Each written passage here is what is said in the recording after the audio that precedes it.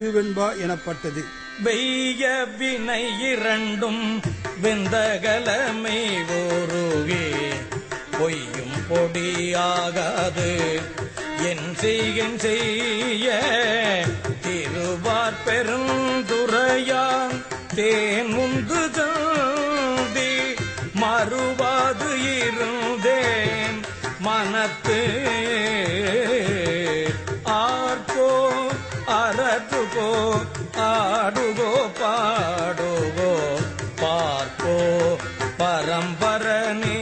என் செய்கேன் ஈர்ப்பரிய ஆனந்த மாலேற்றும் அத்தல் பெருந்துரையான் தான் என்பாரார் ஒருவர் தாழ்ந்து